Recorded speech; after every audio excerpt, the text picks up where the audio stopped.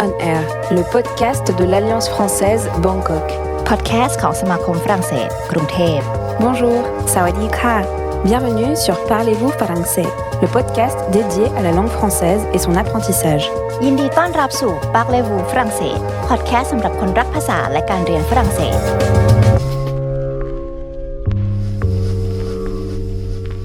La rose bleue. Adapté du conte tiré de Le Tour du monde des contes. Il était une fois une jeune et belle princesse.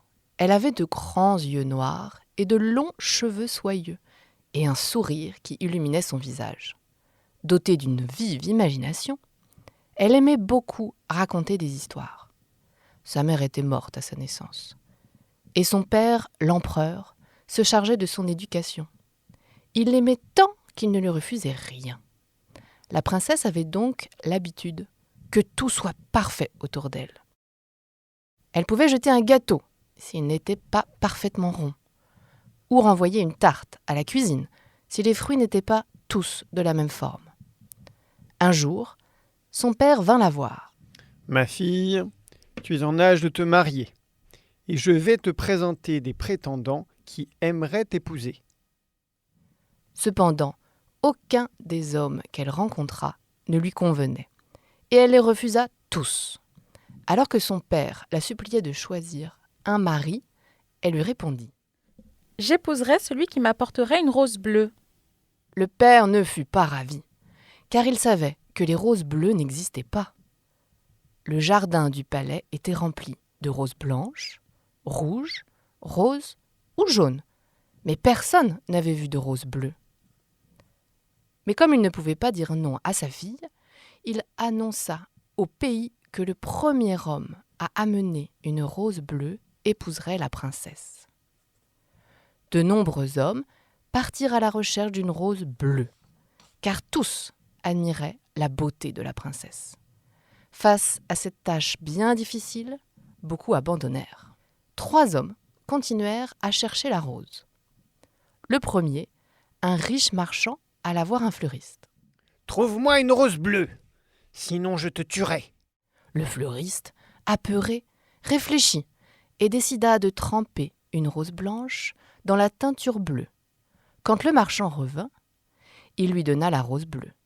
Ravi, le marchand alla au palais et présenta la rose à l'empereur qui s'enthousiasma. La princesse devina la ruse. « Cette rose a été teintée en bleu, c'est évident. On vous a trompé. Qu'on m'apporte un oiseau. » L'oiseau se posa sur la fleur et mourut instantanément, car la teinture était empoisonnée. Le deuxième homme, un militaire, se rendit dans un village connu pour ses pierres précieuses. Il y trouve un magnifique saphir bleu, il l'acheta et le fit tailler en forme de rose. Il l'apporta à l'empereur qui s'émerveilla. La princesse intervint. « Voyons, père, vous voyez bien que c'est un saphir. Mes bijoux sont plus beaux que cette pierre, et je veux toujours une vraie rose bleue. » Le troisième homme, un jeune noble d'une famille respectée, demanda au peintre le plus doué du pays de peindre la plus belle rose bleue possible. Il apporta ensuite le tableau à l'empereur qui admira l'œuvre. « Allons, ma fille, voici une magnifique rose bleue. Tu épouseras cet homme. »« Non, père, il me faut une rose vivante et non son image. » Le troisième homme repartit donc comme les autres. Un soir d'été, alors que la princesse se promenait dans les jardins du palais, elle entendit un poète chanter. Elle suivit la voix du poète et rencontra un beau jeune homme. Ils tombèrent immédiatement amoureux l'un de l'autre. « Je veux t'épouser. » Hélas, j'ai juré d'épouser celui qui m'amènera une rose bleue. Mais j'ai bien peur que ce soit impossible. « N'aie crainte, j'en trouverai une. Il y a des roses bleues partout. » Le lendemain, le poète arriva au palais. Il présenta une rose couleur crème à l'empereur, qui se moqua de lui. « Voilà un homme qui prétend avoir trouvé une rose bleue. » « Oh, mais oui, mon père. Quelle magnifique rose bleue! C'est la plus belle rose que je n'ai jamais vue. Toute la cour fut stupéfaite, et l'empereur resta bouche bée. Je vous assure qu'elle est bleue. Vous ne voyez pas correctement. Eh bien, comme cet homme m'a apporté une rose bleue, c'est lui que je vais épouser. La princesse épousa le poète, et ils plantèrent un magnifique rosier dans leur jardin.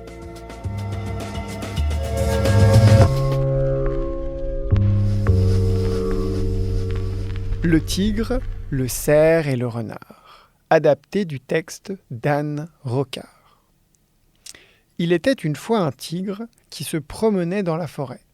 Soudain, il vit un petit cerf tacheté qui mangeait dans une petite clairière. Le tigre n'avait jamais vu de cerf avant, mais reconnut qu'il ferait un bon déjeuner et se lécha les babines. Oh oh! Mais quel est donc cet animal avec des branches sur la tête? Le cerf se redressa. Il avait senti un regard sur lui et vit le tigre. Pris de panique, le cerf n'osa plus bouger. Il était paralysé. Il fallait être malin.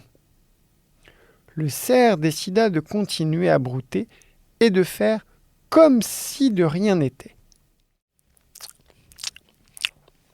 Si de l'extérieur il paraissait calme, intérieurement il tremblait de tout son corps.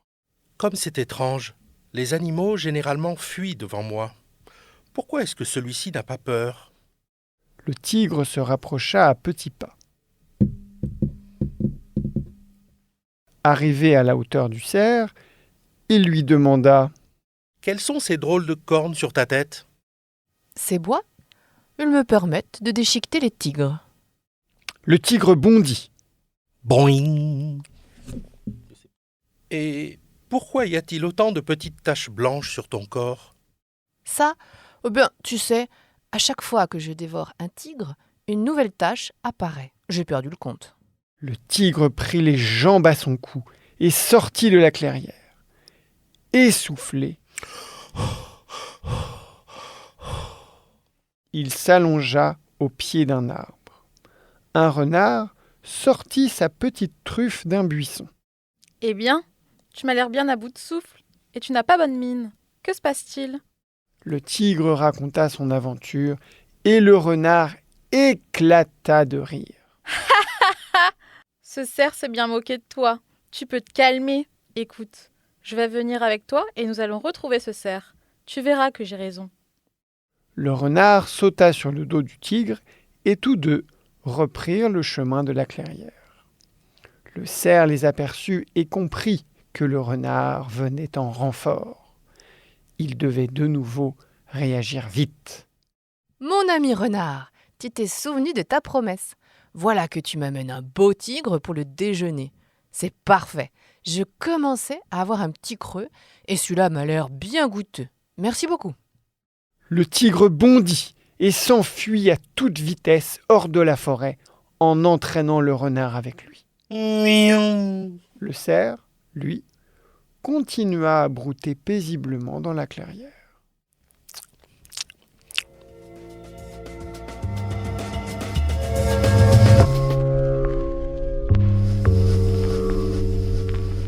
Le lac de la grotte, adapté du texte d'Anne Rocard.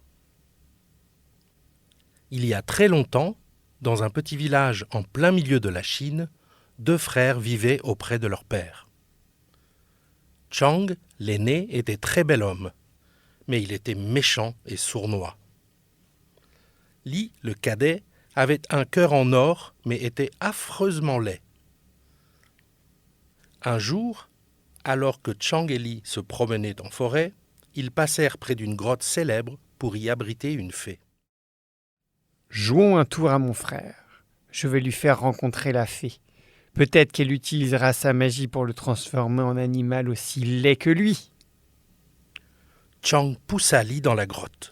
« Attends-moi ici. Je reviens tout de suite. » Et Chang partit en courant.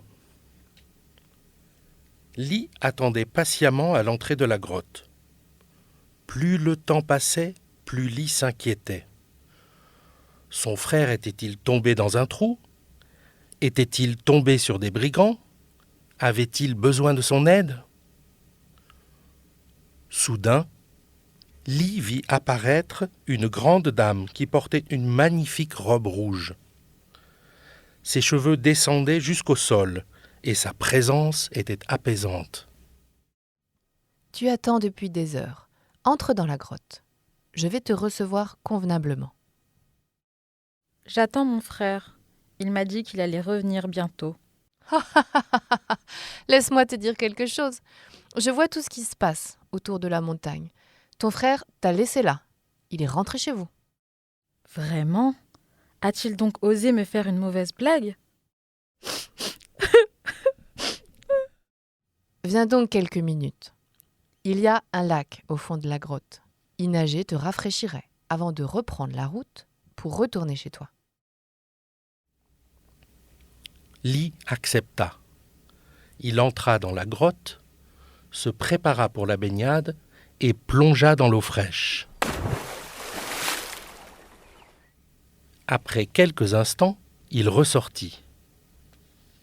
Contemplant le lac, il remarqua un visage inconnu qui le regardait. C'était le visage d'un magnifique jeune homme. Qui est-ce? Pourquoi est-ce mon reflet? Je ne reconnais pas cet homme. C'est bien toi. J'ai rendu ton apparence aussi belle que ta personnalité. Tu as enfin le visage qui te représente véritablement. Bonne route.